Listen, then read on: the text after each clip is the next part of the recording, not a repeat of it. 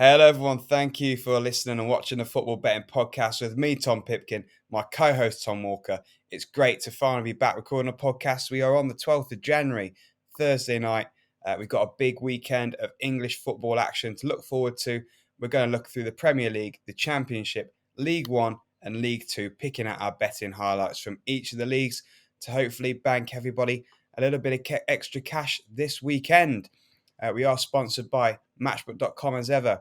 You can use the sign-up code TFB Podcast when you register for Matchbook to get yourself a nice, juicy sign-up bonus.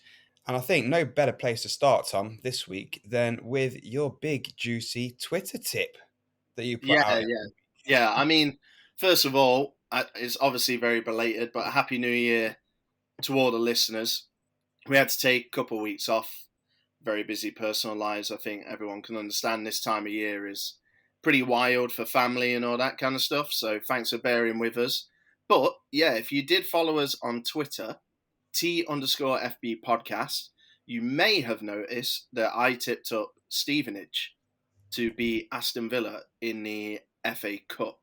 It was priced at the time at 18.0 on matchbook.com. Obviously, Tom, you mentioned off air, you think somebody got it at 20s. It was obviously a pretty huge outsider that ended up landing. And that was a great way to continue form that we left off in 2022. We had a good World Cup, the EFL action that sprinkled in there, and afterwards we won back-to-back doubles. We usually do a treble, but because of the weather that was happening at that time, it ended up being a double.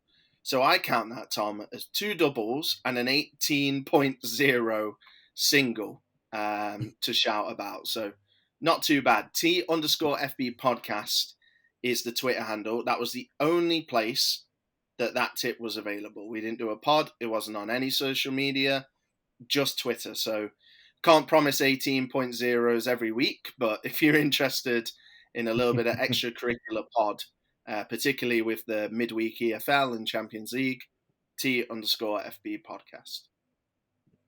Yeah, well, I don't think there's an 18.0 we could possibly pick from all the games this weekend. I think looking around the matches, the highest I can see is 6.8,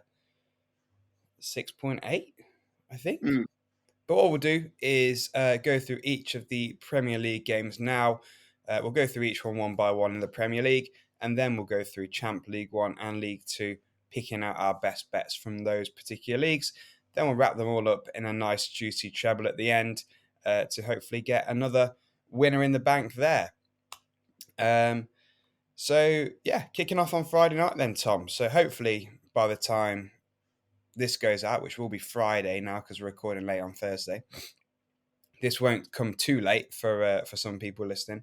But Villa are playing Leeds, 1.99 for Villa, 3.7 for the draw, and 4.3 for Leeds. Any strong fancies for you in this one? Honestly, did my research, had a look around, had a look at both teams, had a look at the draw, double chances, couldn't land on anything, to be honest with you. I think maybe goals. Leeds have had 64.71% of their games go over 2.5, and Villa is actually surprisingly smack bang on 50-50 for overs. So maybe I was thinking possibly both teams to score. It's priced at 1.78. I think that's a smart money. I'm not 100% on anything, though. Two wildly inconsistent teams. Yeah, that's where I was going to land. If anything, the both teams to score. 7 of the last 8 Leeds games have been both teams to score, and Villa have conceded in 4 of the last 5, so they're struggling to keep clean sheets as well. But nothing massively strong. I agree with you there. So we'll move into Saturday. We'll get kicked off with Manchester United against Manchester City. This is a 12:30. What a great way to kick off our Saturday football afternoon. 4.4 for Manchester United, 4.0 for the draw, and 1.91 for City. I've got to say that 4.4 for Man U looks very tasty, doesn't it? I can just feel myself. It's like a bit of a black hole. I feel myself just getting sucked in. I'm gonna be investing. Let's Yeah, not beat around the bush. But you know look, what? Like, Man U they're on a fantastic winning run, aren't they? Especially at home. They won 6 in a row across all competitions. At home, they've won 6 out of the last 7 in the Premier League. Um, Fantastic run of form across all competitions. They're the only team in English football that's left in all 4 available competitions. So Premier League, Champions League, EFL Cup, and FA Cup. So things are going really well for Manchester United, which is something I feel like we've not said for a while. And Manchester City, of course, off the back of the quarter-final defeat to Southampton, uncharacteristically, didn't get a single shot on target throughout the entire match.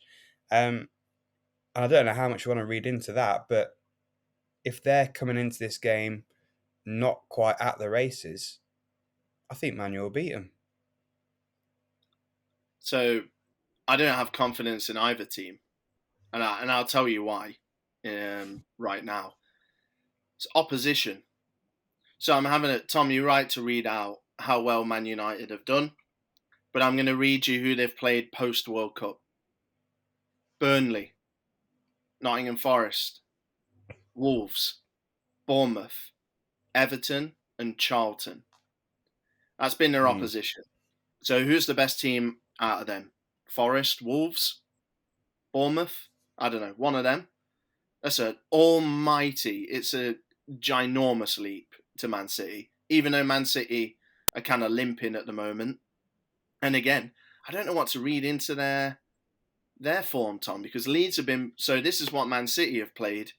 They've beat Liverpool, Carabao Cup. Okay, that's good. They beat Leeds. I'm not sure Leeds are all that. Drew to Everton. Everton are poor.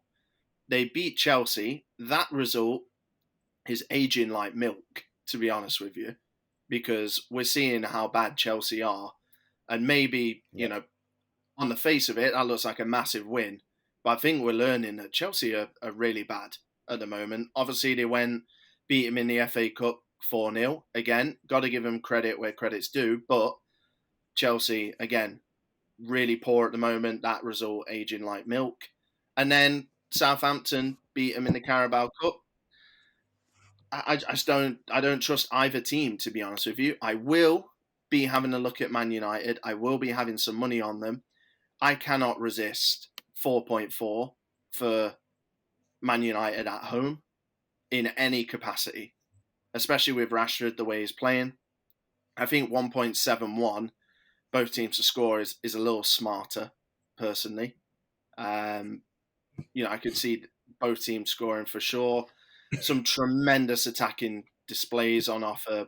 City have been really wobbly at the back.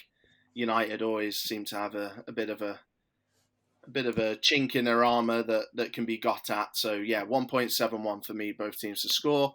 I will be fluttering on United because of the price, but I don't trust either team. Fair enough.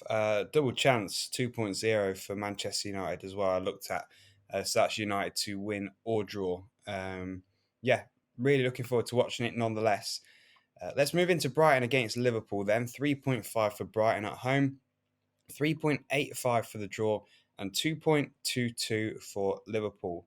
Some cracking goal-related stats for these two sides. Brighton, no clean sheets in 4. Liverpool, no clean sheets in 8. Over 2.5 goals, 9 out of the last 10 for Brighton. 8 consecutive games for Liverpool. Both teams to score. Again, 9 out of the last 10 for Brighton. And you guessed it, 8 consecutive games for Liverpool. So take your pick, I guess.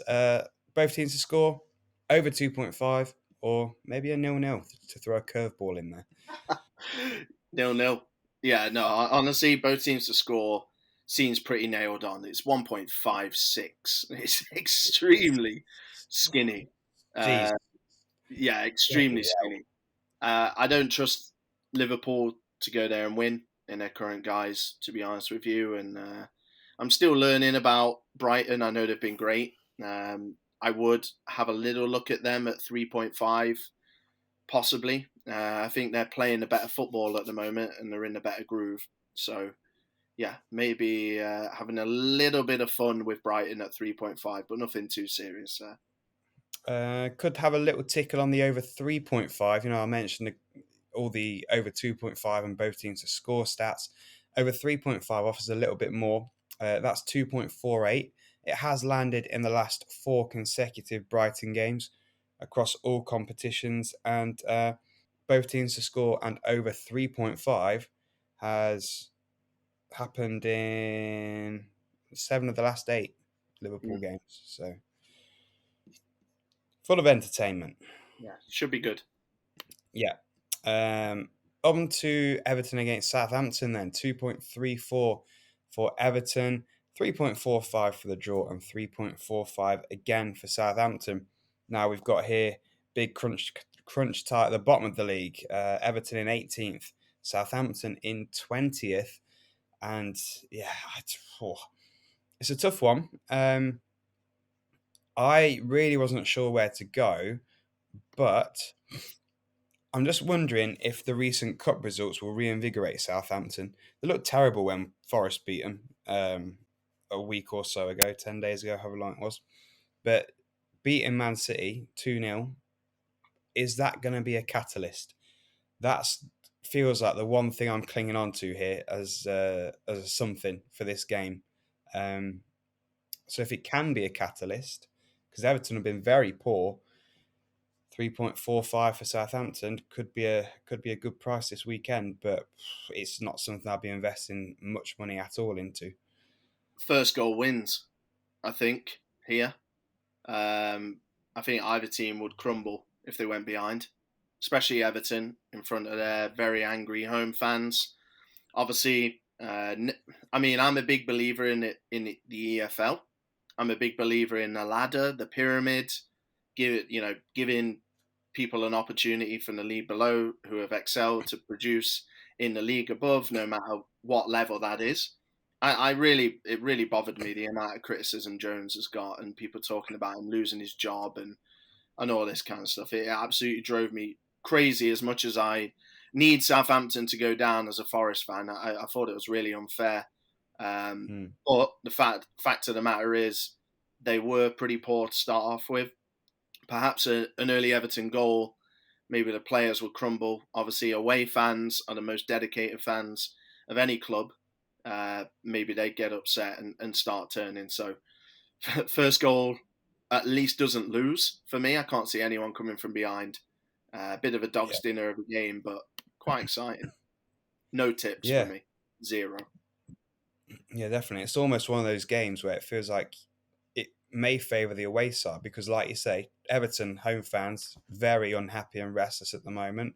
Southampton, their home fans have been very unhappy and restless at the moment. So it might actually favour the side playing away because there's less pressure coming from the crowd on them. Um, Yep. so yeah, we'll see. Anyway, on to the biggest game of the weekend: Forest against Leicester. This is the derby that matters, isn't it? Not forget the Manchester derby. This Yeah, is this the is it, one. mate. This is This it. is the one. 2.78 for Steve Cooper's Mighty Reds, 3.45 for the draw, and 2.82 for Leicester. Um, we spoke about this briefly before we came on air. I'm pro Forest, you're pro Forest, Hmm. and it's a lovely price if we can get another 3 points. It's the home factor for me at the moment, coupled with the fact that Leicester are on a really poor run of form. So, uh, Forest unbeaten in 5 at home. That's in the Premier League. If we include all competitions in that extends out to 1, 2, 3, 4, 5, 6, 7 games. Leicester not won a game since they've returned from the World Cup break. So yeah, struggling. And I think City Ground's a tough place for them to go at the moment. And Forest will come into this full of confidence on a high after beating Wolves in the quarterfinals of the Carabao Cup on penalties. And I'd like to think we could get another win here. Yeah, one word for me that sums it up: injuries. There's a ton of players missing at the back for Leicester that are first choice. In addition, the best player probably on the pitch for both teams would be James Maddison if he was available. He is apparently not going to be available for the game, which I think swings the pendulum even more to the side of Forest. I don't think Steve Cooper's managerial style is built on revenge, but it is worth noting that Leicester humiliated Forest at the King Power 4-0. That was one of the worst Forest performances I've seen in a long time. For sure, the worst of the season and the lowest point. Obviously, moving forward now, we're in a position where Forest can leapfrog Leicester with a win. So obviously, or even yeah, it has to be a win. Sorry, yeah, they can leapfrog Leicester with a win. So the sales are definitely a win to Steve Cooper's side. Willy Bolly has been fantastic recently. He went off injured in the quarter final against Wolves. Scott McKenna likely to come in. Uh, didn't put a foot wrong, I would say, in the Premier League. However, that Bolly Worrell partnership was definitely something that Forest would look to build from. Awani unavailable as well, likely going to be Gibbs White as that kind of false nine with two wide forwards, likely to be Gustavo Scarpa and Brennan Johnson. There's injuries on both sides. I just think, as you said, Tom, the Forest factor plus no James Maddison, I'd be looking at Forest. The only little thing that concerns me ever so slightly is Forest played an emotional game on Wednesday night. Now they're playing on Saturday. Leicester went up to Newcastle, had their bellies tickled on Tuesday night, had an extra day to recover, didn't exert as much emotion and energy. So that's the only thing I can see in Leicester's corner, but Forest for me. Yeah, cool. And the last 3 o'clock, Wolves against West Ham, priced very similarly, really. So 2.78 for Wolves, they're the same price as Forest, 3.35 for the draw, and 2.9 for West Ham. I guess you could apply some of the similar factors that you've just spoken about for Forest, for Wolves, really, in terms of they're on the wrong end of the penalty shootout defeat in the quarterfinal, exerted again a lot of mental, emotional energy in that game. But I was just looking at this and thinking, I feel like from what I've seen of Wolves, I feel like they've got enough A to get out of trouble and B to beat a struggling West Ham side, especially because it's at home. Um, yeah, I just don't know with West Ham at the moment. They're on a really poor run, and yeah, not won a game since we came back from the World Cup in the Premier League. And Wolves, without winning, I feel have looked all right. Obviously, lost against Forest as we mentioned, but if they could have put the chance to where they could easily have scored three against Forest, drew with Liverpool in the cup, unlucky there. Lost narrowly to Manchester United, beat Everton, drew against Villa. So they played all right without winning, I think, Wolves, and I think they can finally get 3 points under Lopetegui this weekend.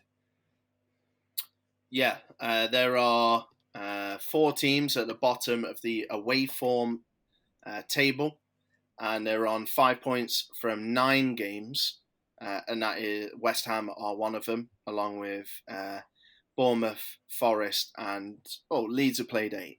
I do apologise. So yeah, West Ham, Bournemouth, and Forest played 9 games, just 5 points away. They've won one match on the road.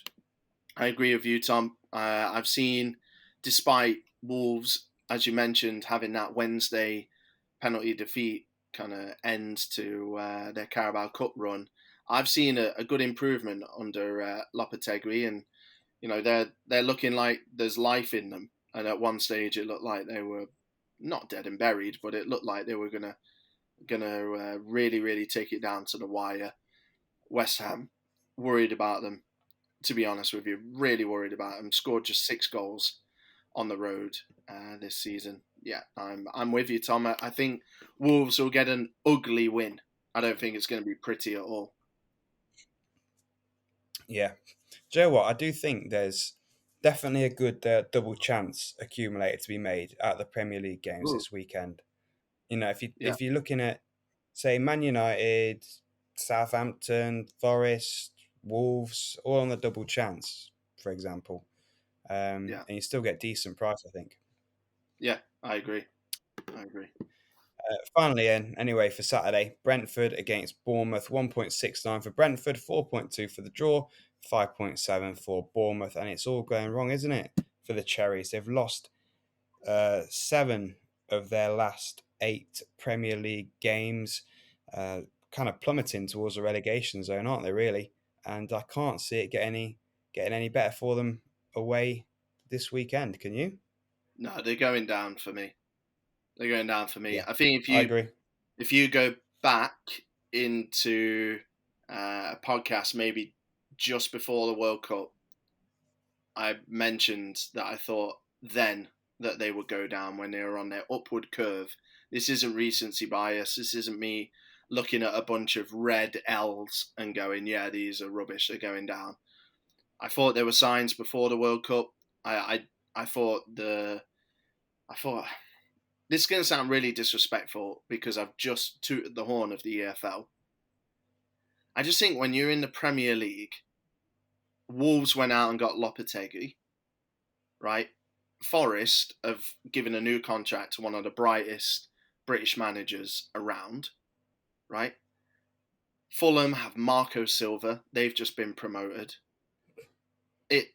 Aston Villa go out and get Unai Emery. I'm not saying Emery's going to come to Bournemouth, but with all due respect, for you to put your Premier League survival against those managers in the hands of Gary O'Neill, based off a couple of results when he's caretaker manager, was absolutely crazy, and it's proving that they're not up to it at the moment for me. Brentford, Mm. on the flip side, talking about managers, can't stand the guy, but one of the brightest managers in the Premier League, maybe in Europe, in Thomas Frank, who is destined to go on to bigger things once his project at Brentford is done. And they've still got Ivan Toney for now, so they're going to ride that wave whilst they can. And even if they don't have him, they've got so many great threats. Johan Visa, I'm a big fan of. So yeah, I'm all in on Brentford. I think they'll get a comfortable victory. Cool, I agree. Let's move on to Sunday then. We've got 3 games to cover here. Chelsea against Palace is the first one. It's at 2 o'clock. 1.73 for Chelsea, 4.1 for the draw, and 5.5 for Crystal Palace. The form that Chelsea are in, how everything seems to be just going wrong for them at the moment. I do feel sorry for Graham Potter and the situation that they're in. 5.5 for Crystal Palace and Chelsea at 1.73. Crikey, you gotta be crazy to put your money on Chelsea at that price, haven't you? You'd think so. You'd really think so. I mean, they are in disarray. They are in disarray. Now, let's have a think about this, Tom. We're at the roulette table, right? And at the minute, it's all red. It doesn't stay red forever, right? Eventually, it's going to be black. But how long Mm. does it carry on being red for? And that's Chelsea's form for me. They're too good. They've got too many talented players to keep losing week after week and start slipping down to. I mean, they're 10th at the moment. They're not going to slip down to 15th, 16th, 17th. Forget it. It's just not happening. So eventually they're going to turn the corner. Crystal Palace, for me, are a good opposition to kind of go up against. Chelsea at the moment, they are pretty inconsistent. And when they play bad, they stink. When they play bad, they absolutely honk the place out. They've not won any of the last 11 games against Chelsea. I'm not backing Chelsea at all, but I'm just saying it may not be as clear cut as you think. I think there aren't any signs at all to base this on, but Chelsea are too good to struggle for too much longer. Yeah, well, I guess the frustrating thing for Chelsea is that their main bright spark, João Felix, got himself Yeah, sent off, so now he's going to miss the next 3 games. he looked like the one who had really going to come in, and he played really well on his debut until the red card. But yeah, I'm not going to put anything on this particular game, I don't think. But no, intrigued to see how it goes. Like you say, Palace have got a shocking record against Chelsea. You said they've not won for 11 consecutive games. They've actually lost all 11 consecutive games. oh, there you go. So There you go. yeah, So I think Chelsea will kind of be hanging their hat on that, really, won't they? They've got such a fantastic record against Palace. But we'll see. Yeah. Let's move on to Newcastle against Fulham. Newcastle at home, priced at 1.57. The draw is 4.6, and Fulham are 6.8. So they're the biggest price out of everybody in the Premier League this weekend. Um, I've got a theory about Fulham, which I want to run by you. Mm. And you might completely disagree, and so might a lot of listeners, but I'll give it to you anyway and see what you think. Yeah, yeah. I feel like I don't want to take anything away from what they've been doing because they've done really well this season, newly promoted into the league, as we know. Um, I feel like they've got quite fortunate in a lot of their games. They've had a fair amount of red cards go in for the opposition that they've then taken advantage of and subsequently won the game. By that I mean cards against Villa, two against Palace, one recently against Chelsea. They had that Man City red card against them as well, and they looked like they're going to squeak a point out until Haaland scored a 95th minute penalty. And I feel like they play teams at a great time to be playing that opposition. So if we look at their run after the World Cup, they played Palace, they beat them, two red cards for Palace, helped them along the way there. They played Southampton, excellent time to play Southampton, they beat them there. Leicester on a run of consecutive losses, great time to play Leicester, beat them there. Chelsea, red card goes in favour of Fulham, so they beat Chelsea. I feel like it's been a theme throughout the whole season. They've got quite fortunate with how the fixtures have panned out for them and with the opposition getting red cards against them, but credit to them for capitalising on that opportunity. Honestly, I didn't know where you were going with that, but it's hard to argue. It's hard to argue, to be honest with you. I didn't quite realise how many reds had kind of been flashed for their opposition.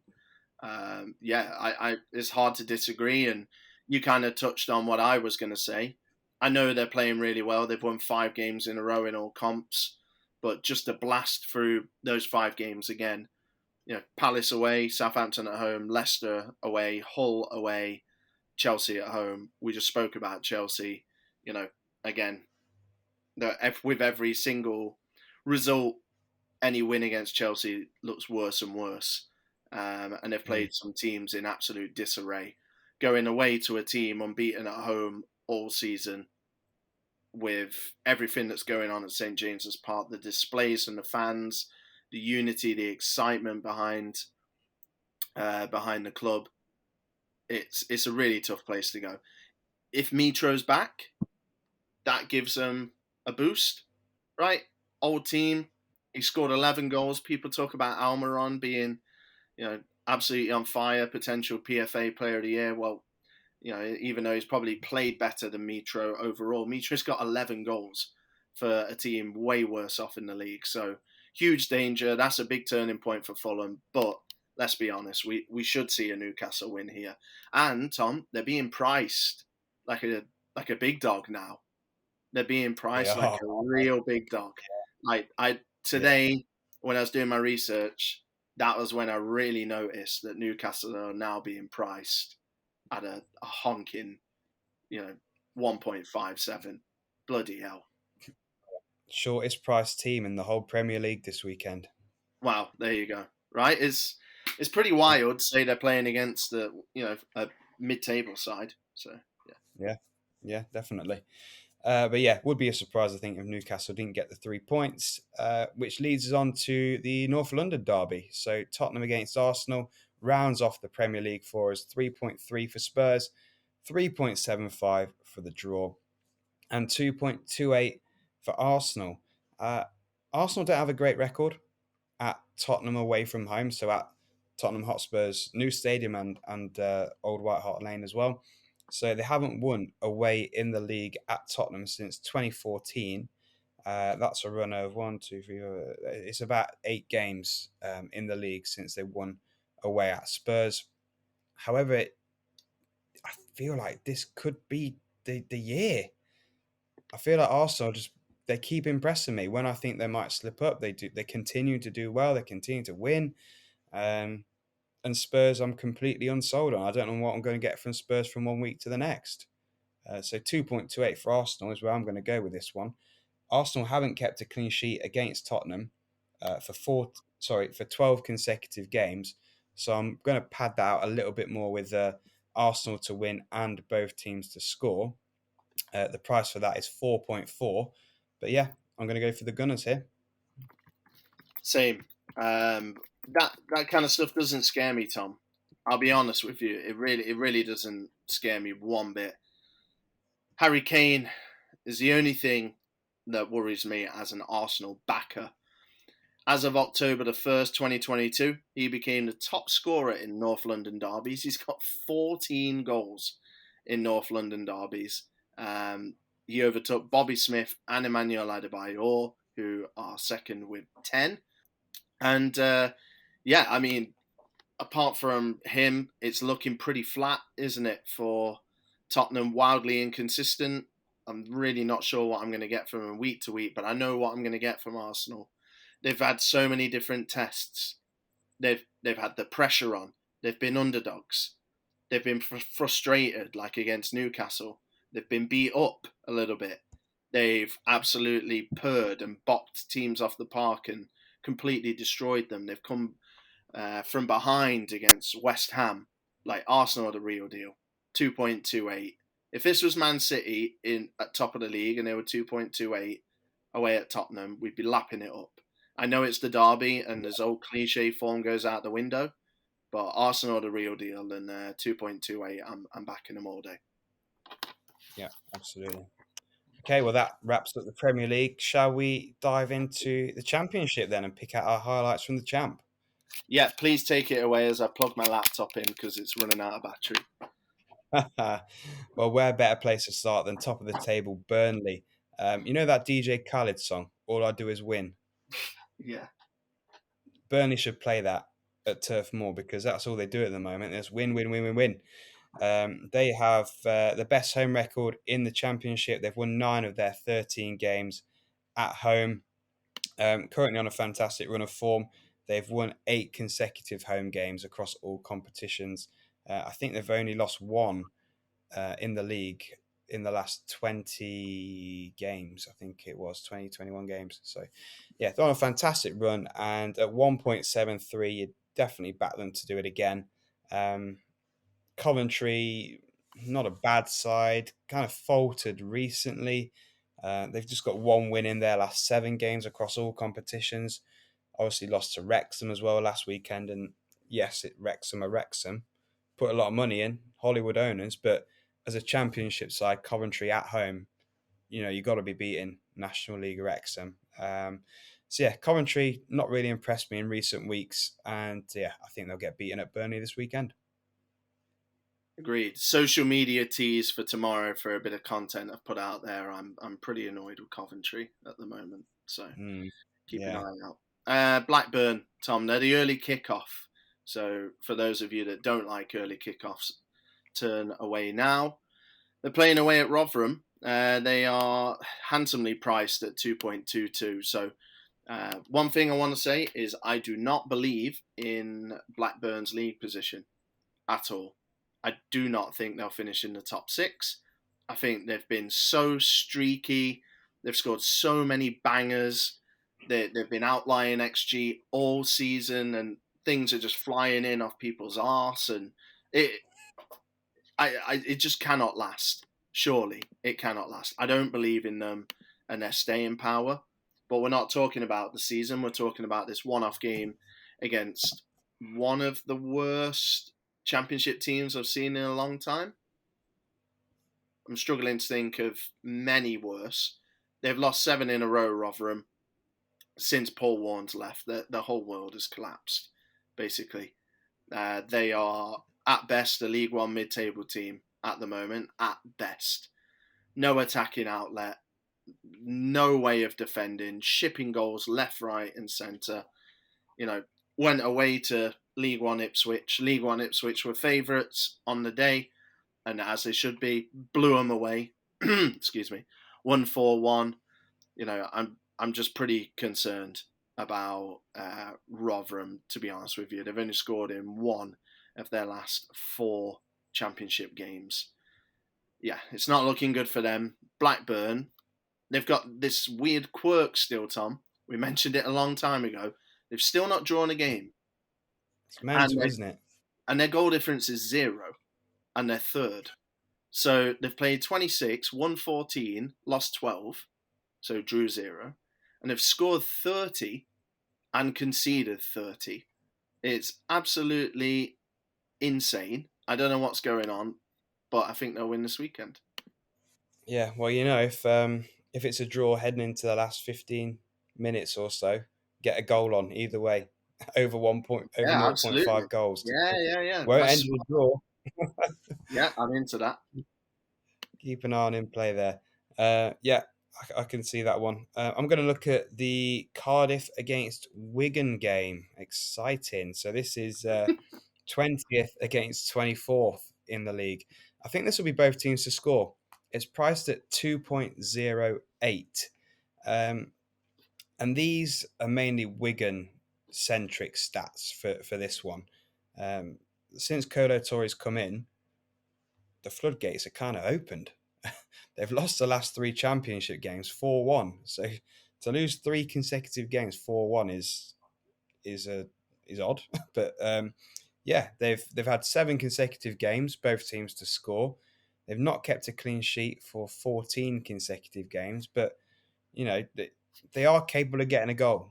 They just concede far too many at the moment, and just sticking with the trend really here. And I think 2.08 for it to be both teams to score again, considering how leaky Wigan are and how they are capable of scoring, seems like a decent price.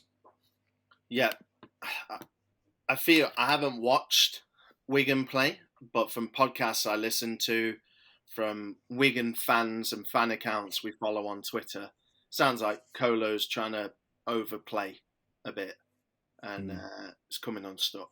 So, yeah, I'm with you there. Tom, I'm looking at Hull City at home to Huddersfield. Men in Black, the movie. Remember when he's got that pen and he shines a light in someone's eyes and it makes them kind of wipe their memory, right? That's what we need to do with Hull.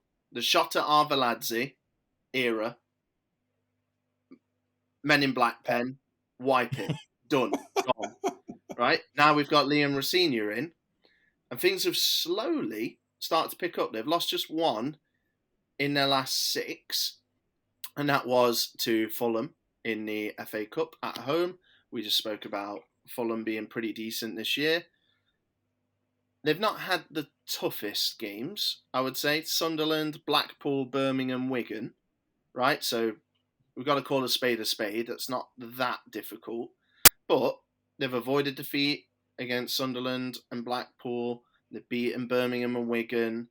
I think that's enough to stack up against what I think is a relegation certainty in Huddersfield. I've seen nothing from Huddersfield under Mark Fotheringham. I saw today or yesterday they signed Anthony Knockaert on loan. Like, that is just absolute desperation. I think it was 3 seasons ago that guy was at Forest and he was completely washed. He was done. I cannot believe he's still on the books at Fulham, to be honest with you. Obviously sitting on that massive contract because no one will take him. And I don't see anything from Huddersfield at all. They've lost 7 of 11 on the road in terms of the kind of championship form table. It looks decent. They're in mid-table. They've got 10 points from 8 games. So maybe they're picking up a little bit, but away from home, mate, it's 8 points from 11.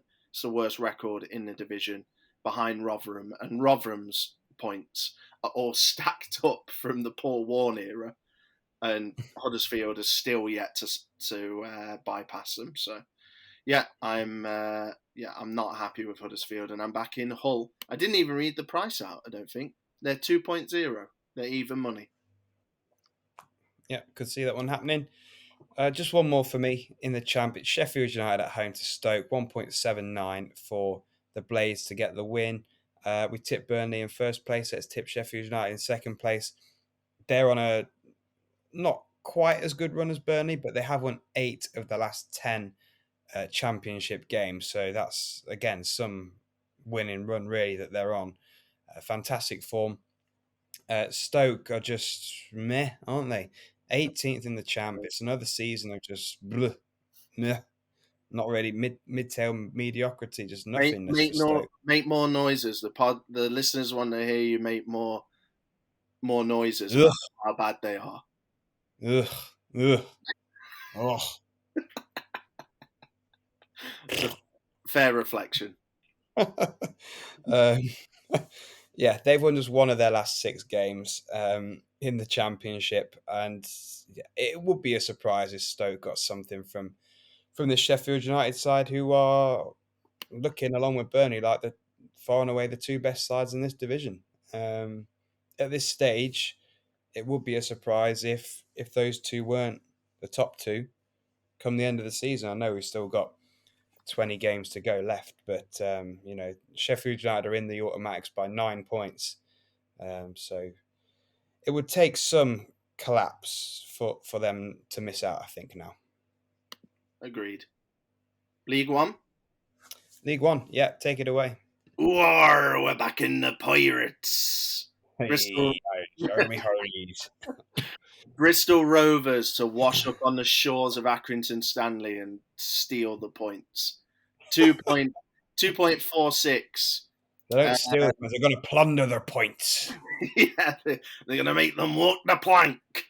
So, can you imagine? Right, if anyone can do a Scouse pirate, i.e. Joey Barton impression, please let us know, because I'd love to get you on the pod. I wonder what that sounds like. You're going to try and get me to do it, so I'm not going No. I thought about it, but I thought, no, we want to keep listeners, not scare them away. Bristol Rovers, I've really enjoyed their form recently. I've been backing them, putting them up on Twitter a lot. Home, away, not bothered. Where they played, they've been brilliant. They've got, for me, probably the most informed strike partnership in the entire division. And I include everybody in that. Wednesday, Plymouth, Ipswich. I don't care who you've got. They're not as good as Aaron Collins and Josh Coburn.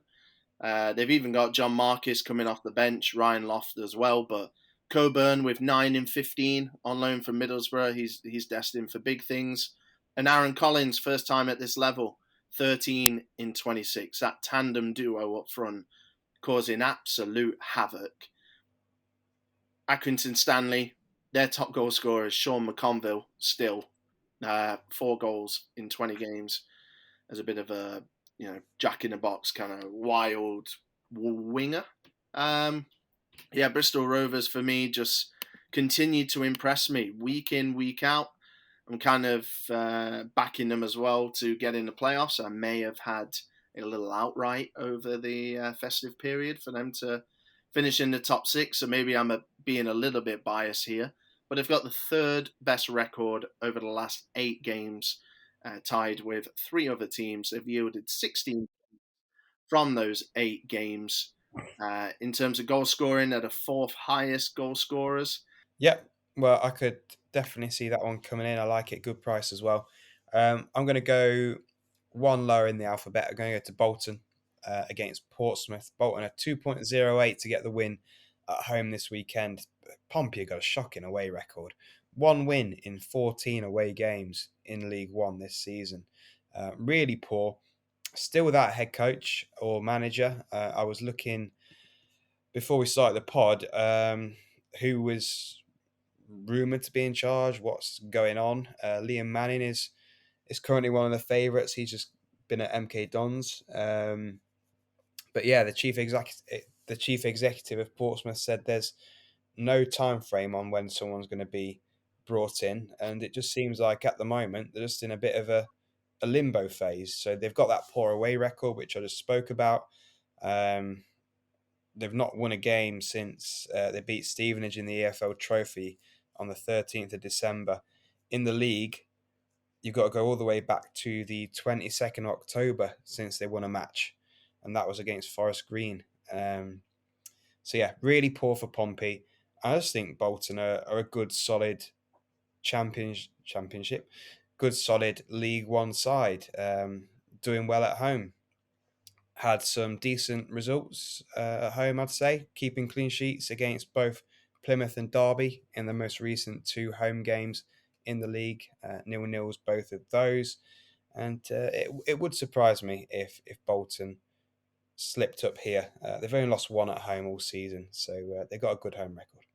I don't agree with talking to managers behind managers' backs, but in 2023, to sack somebody and not have any clue who's going to Yeah, be coming in is absolutely stupid, to be I honest with agree. you. It's so far behind the eight ball, it's embarrassing.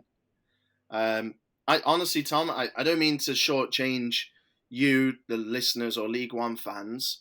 There's two games I'm really excited about. I don't have any more tips. I can't wait to see what happens in Ipswich, Plymouth, and Wickham, Sheffield Wednesday. Some big games this weekend, but honestly, that's me for tips in League One. Quality over quantity, I think. I will chuck out one more. Derby away at Cheltenham. Oh no. Okay, here he goes. Go on. As much as I don't like to see Derby doing well, sorry Derby fans who listen to the pod, they are really starting to do well now under Paul Warne. Obviously, Paul Warne pretty much a League One specialist, and it's kind of starting to show now. He's had a few months to work his magic at Derby. They're 1.82 to win away at Cheltenham Town. Cheltenham have lost 4 of their last 5 League One games. They're not in particularly great form. Derby, on the other hand, no losses in 11. That's across all competitions. They've not conceded a goal. Sorry, for the last 5 consecutive games. They've won 4 of the last 5. I just think they're on really good, strong form now at Derby. They pushed their way up to 4th in the league. So yeah, it's all going pretty well for them at the moment, and it wouldn't surprise me at all if they got another comfortable win away at Cheltenham this weekend. If this was at Pride Park, I'd be backing them, but very sticky away from home. But no wins in their last 4 on the road. 3 draws and a defeat. Some decent performances, and like I said, some very solid displays. But I worry that they might not be able to convert those into victories. But good luck. League Two. Yeah, League Two. Again, there's just a few in League Two. It wasn't the best It's tough. week for this league, to be honest. No. I was more looking at the bottom of the league, to be honest, rather than anything Yeah. else. And I was looking at, well, you've got Gillingham against Hartlepool and Rochdale against Colchester. And the two away sides were the two here that kind of piqued my interest. I'm trying to cover in two in one here, but Hartlepool are 3.8, Colchester are 3.4. And I think if you're not so confident in either of those to win on the nose, you could at least look at double chance. Gillingham they're bottom of the league. They're on a really poor run of form. They lost 5 in a row. No clean sheets in the last 8. And Hartlepool have picked up a little bit. They've won 2 of their last 4 games. And then with Colchester, they've won 3 of the last 4. So they've started to certainly turn a corner. So there are teams at the bottom showing signs of life that we may be able to take advantage of this weekend. Yeah, I totally agree. Leopard does change its spots in terms of Colchester. I've been so critical of them, but can't deny that they've had a great kind of post World Cup festive period, whatever you want to call it. Can't take that away from them. They deserve a lot of credit. Leighton Orient, Tom, kind of have to read this one out, I think. They've got a tough old game against Barrow. Barrow are certainly, one of those teams that you don't want to play. That they're 6th, so they're inside the playoff spots at the moment for what that's worth. But they're playing against a Leighton Orient team that is on pace to potentially break records in League Two in terms of a points haul. 1.91 for Leighton Orient. I mean, they're top of the league. They're second in the last 8 form guide, 17 points yielded from 8 games. Second best home record in the league, 32 points from 13 games. For what it's worth, best away record, even though it's not really relevant.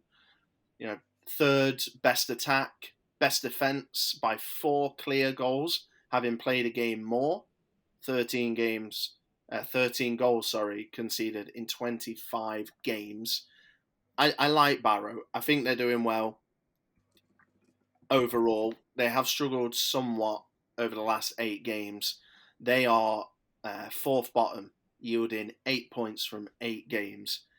I don't know if it's going to have to, from their results, it's going to have to take a big 180 for them to go away to a formidable side like the O's and get anything from it. 1.91, potentially price of the weekend when you consider all things wrapped up. Yeah, I don't think you touched on it then, but I had written down they've kept 9 out of the last 10 games. They've kept a clean sheet at home. Why? They're so watertight. It's This is why we do unbelievable. a pod together, mate, because Yeah, I embarrassingly missed that, and that you were there. You were there to mop it up. yeah. It's what the last 5. Hang on. 1, 2, 3, 4, 5, 6. The last 7 games in a row at home, they've kept a clean sheet. 9 out of the last 10. Yeah. So I definitely think they should win. I think you could probably enhance that and say they'll probably win 2-0. Yep, I'm into that. That's it for me anyway for League Two. Good grief. Don't- Absolutely shortchanging them, aren't we? Yeah, quality over um, quantity. Lots going on in the Prem and the Champ, which usually yes. is the other way around. Usually League One and League Two are the gold mines, but it's Yeah. on its head at the moment. Yeah. So let's wrap it all up, shall we? In a nice little bow and a treble. Yeah, so this is a part of the show where we're going to put everything together and we're going to come out with a treble. We would usually recap how we did last week, but obviously it was a couple of weeks ago now. It doesn't feel overly relevant. So yeah, Tom, do you want to take away the treble for this week? Yep. So we're going to go for the following 3 teams. We're going to go for Burnley to beat Coventry, Sheffield United to beat Stoke, and Nottingham Forest to beat Leicester. £10 example stake would return you at best odds £82.90. Reds. Come on, you Reds. Yeah, really excited about that one. So please send us in your betting slips, whether you're backing what we're backing or whether you are backing your own bets. We love to see what everyone's up to and what the trends are in the betting community. Tom, let's take a long overdue look at the Fantasy Football League. It's been a long time. It has. If it could remain a longer time, that would be absolutely fine with me. Well, I tell you To what, be honest. I am getting an absolute kick in the nuts. I've had green arrow after green arrow after green arrow for honestly maybe Oh, 4 game weeks in a row, and I'm up to 245th. Which 205th? no, 245th. Oh, 45th. Yeah, I so got worried then. I thought it's you had just overtaken I me. think that's I think that's even worse. I'd rather lose every week and just see red arrows. I think because I can't Yeah, progress. yeah, it is demoralising. It's a competitive league, isn't it? Very It is. competitive. It is. Uh, We got a new leader, by the way. So I'll read out the top okay. 10, and yeah, there's a new name at the top. So 10th in reverse order: Jack Flaherty, Kenneth Mayer, Phil Basley, Tola AW, Brian Spratt, Chris Postings, Michael Tomlinson, Johan Ekstrom, Dan Pinsker, and top of the table, insert drum roll, Pat Ravenhall with Haven't Got a Clucas. Well, you clearly have because you're top. So, That's a new name, isn't it? Even yeah, in the top 10. Not seeing yeah, Pat in the just top 10. absolutely shot up.